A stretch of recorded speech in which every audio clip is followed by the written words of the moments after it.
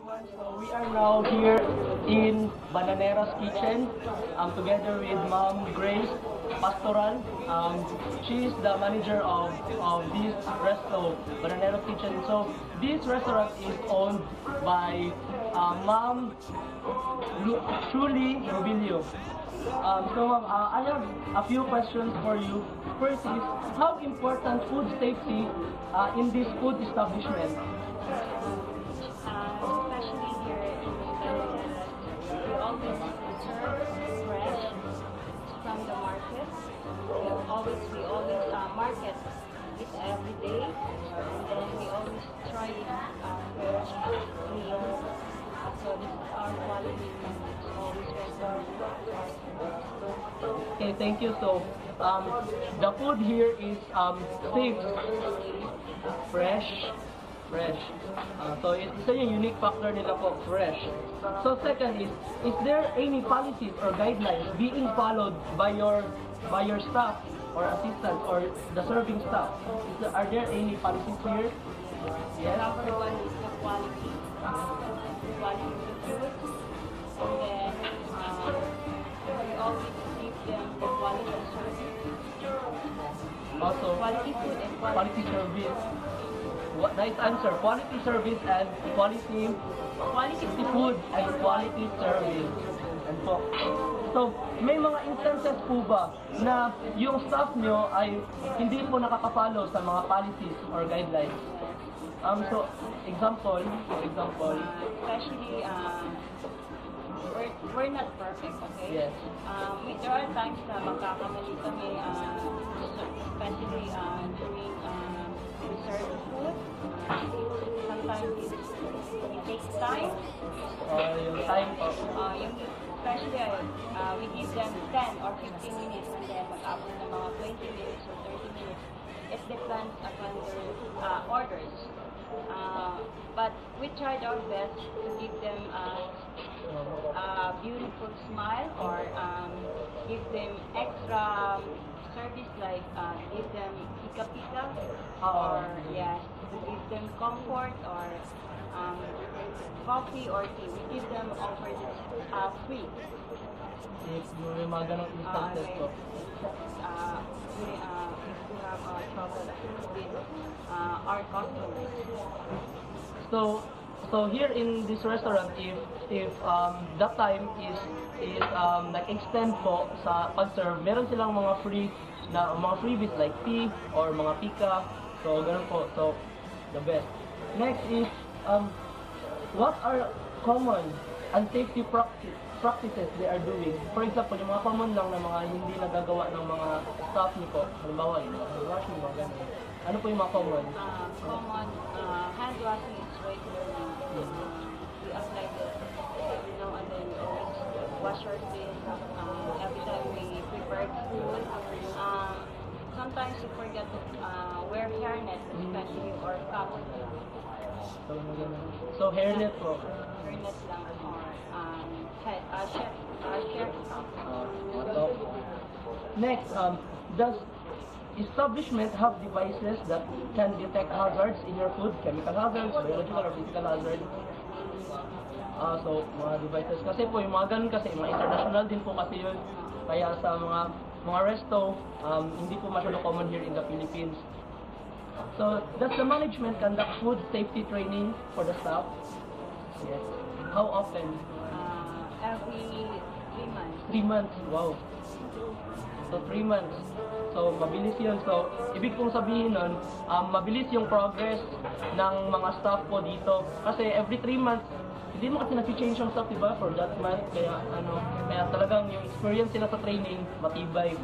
So, last is, do you receive customer complaint because of unsafe food served? May mga instances po ba nangyayari na naman? So far sa pag-start namin, we are already 4 months here. We don't have any problems from the customer or only time. Time lang. Time to serve them. Okay. So, wala po sila nare-receive yung mga comment about unsafety food. Talagang clean, fresh from the market yung mga Everyday kasi kami market. nag-market. So, every maintain fresh food, especially the vegetables and fish. So, fresh food. So, yung time lang po talaga. Pero yung time kasi, it's, hindi mo kasi ma-determine yun kasi depende sa mga orders or yung... Especially the barbecue or yam food. It takes time. It takes 30 minutes and also the what do you call this? Barbecue, kaninaw ng mga pangaw. yung mga ginasubang. Awesome. That's also. Thank you, Ma'am. Ma'am Grace. So, again, this is Ma'am Grace Pastoral, the manager here at Bananera. So, we have learned a lot from this resto, and I hope those of you who are watching, you can learn a lot also. Thank you, and God bless. Thank you, Ma'am. Good afternoon. We are the students of the University of Mindanao. We are here in Patisan Place to conduct an interview about the food safety and sanitation to Liza Sagosyo. So, my first question is, how important food safety in your food establishment? Importante siya sa kalumpyo, sa mga bar, Yes. store, meron ng mga issues, i-conjure mo siya. And is there any policies or guidelines being followed by the food handler and the serving staff? Saan? It was Dapat a- naka-airnet mo, pag sa kusina, naka-airnet po, naka-gloves dapat, naka-apron. Sa dagan, kami po, kinagdagan food. Kailangan kita mo mag-airnet. So, is there any instances that the food handler or serving staff that they cannot follow the policies and guidelines? Hindi, standard na din. What are the common unsafety practices they are doing? Five po. If they are not, and what are the consequences they receive? Sa food,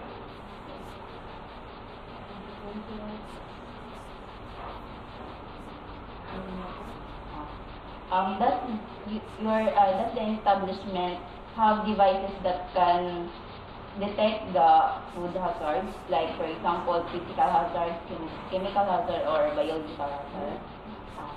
Okay. Does the management conduct food safety training for the staff? If yes, in how many years? How many in a year? sa dire, kay puro naman yung naka-experience sa trabaho, kanan, ano, kasi hindi ka nila penos, ang evaluation. Do you receive customer complaints because of the unsafe food served? Wala pa po. So, that's all the guide question about the safety food and sanitation. Thank you very much, Ma'am, Ms. Liza, cashier of the Patisan Place. Good afternoon. 1, 2, 3, go. Good afternoon. I am here at Ina Maria to conduct an interview with Mr. Elmer, the head waiter at Ina Maria. So, can I ask you a few questions? So, sir, how important is safety and food establishment?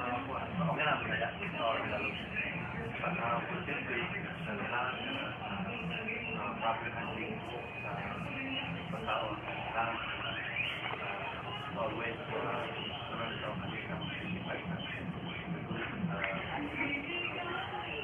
Kaya ako mga mahikat, kita gagawin ito sa mga susan, kailangan ng proper sa mga para dito sa mga. So, is there any policies or guidelines being followed by the food handler and serving staff? If yes, what are those?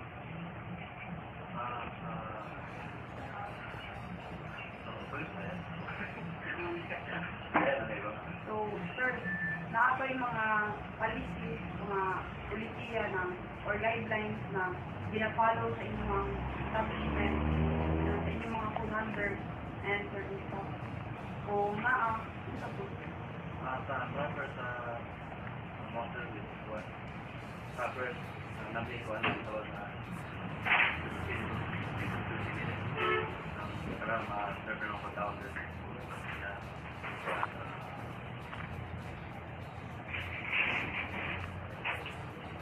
ay kailangan sudah ang price ba na siguro ito tulo kung when betul sa kailangan ang proper yung oh yeah proper so para sa voice na dili lain sa Are there any instances that the food handler and serving staff did not follow the country's guidelines?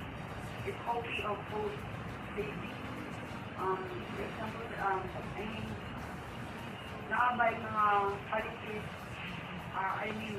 naabay mga nahitabo na situation na ang ibang food handlers or the serving staff wala po siya na-follow na policy.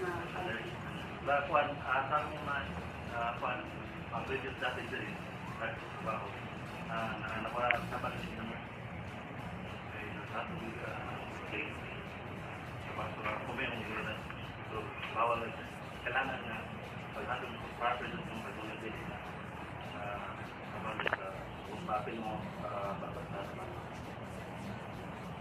so ito ang kain kapag wala mo pa proper lang So, what are the common safety practices they are doing? What consequences they receive?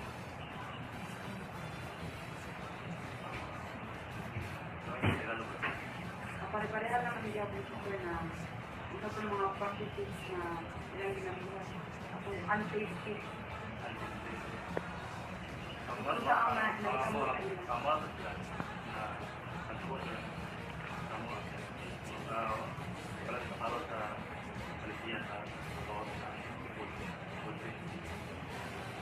Craft establishments have devices that can detect chemical hazards, biological hazards,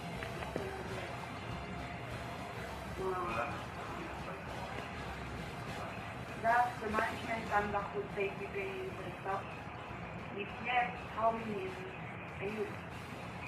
Always every week every week dapat jadi kita dapat jadi padanak ini food safety sudah ada dia sama kailangan mga sulit dari part of kailangan mo na paano sa food safety o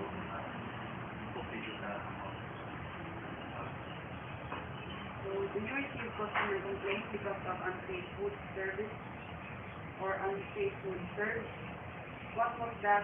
How do you solve the particular complaint? Dati, take from siya comment pagkaon dinihin. So, nakalulugin na masama ko ay tama naman dito. Ito lang na siguro mga last month of August.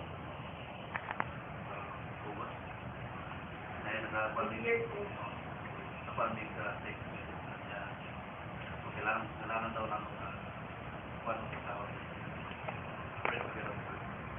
so kaso magkititingan ako so kasi na okay kailangan na hindi mga comment ay para ma-yes na mga mukha magkakaroon na kasi mga